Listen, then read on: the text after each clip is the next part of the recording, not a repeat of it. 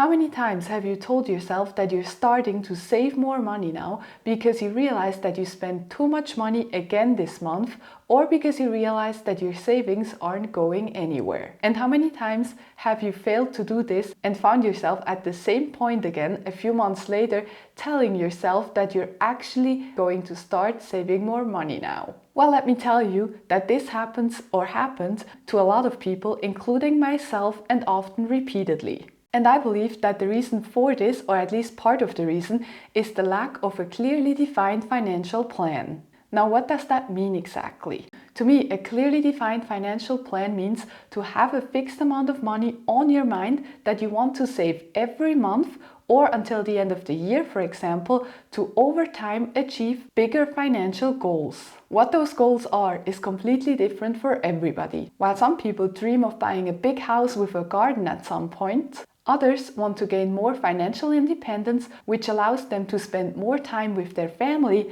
and others dream of retiring at the age of 50 or 55.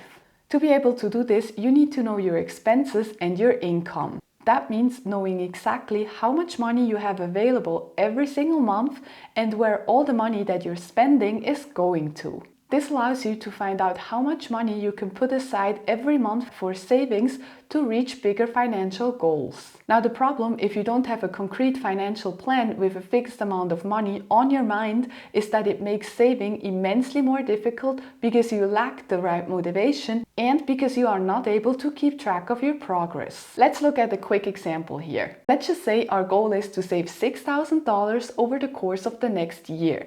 That means that every single month we need to set aside $500 to reach that goal by the end of the year. With these clearly defined numbers, we have the chance to check regularly if we're still keeping up with our plan and with our goal. Say, for instance, you start saving on January 1st. In our example, that means that by the end of April, you should have saved your first $2,000, corresponding to $500 in January, February, March, and April. I highly recommend checking whether you are still in line with your savings goals at least every other month.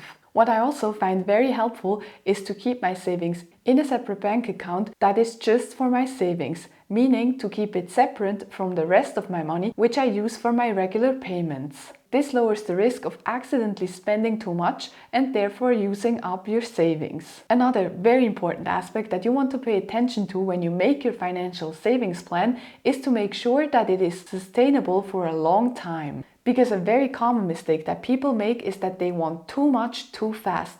That means that if they were not saving anything before, they want to go all in now, meaning saving every single penny that they earn, which as a consequence means no more dinners out with their friends, no more vacation, no more shopping, no more coffee to go, etc., etc. While this behavior will of course save you a lot of money in the beginning, the problem with it is that it is not sustainable. Most people cannot and do not want to live like this for a long period of time. And on top of that, you also risk to feel the need to overcompensate after a certain amount of time and then spend even more money on all the things that you missed out on. To avoid all that, what you want to do is to save a smaller amount of money, but one that you know that you can actually spare to save every single month without suffering too much. A common point of reference here is to put 10% of your monthly income right towards your savings. Depending on your spending habits so far, this means that you may need to change your priorities a little bit and make some small changes here and there and some small sacrifices to reach your goals. For example, instead of getting a Starbucks coffee for $7 every day, you can simply start bringing your coffee to work from home. With these small changes, you will be able to save a lot of money over time. But as long as you have your bigger financial goals that you keep focusing on, you should be able to adapt to these small changes quite easily and therefore get more and more financially independent over time. Now, if you have some tips on how to save some money easily by changing some small habits, feel free to leave a comment in the comment section down below. Other than that, thank you guys for watching and I hope to be talking to you again soon.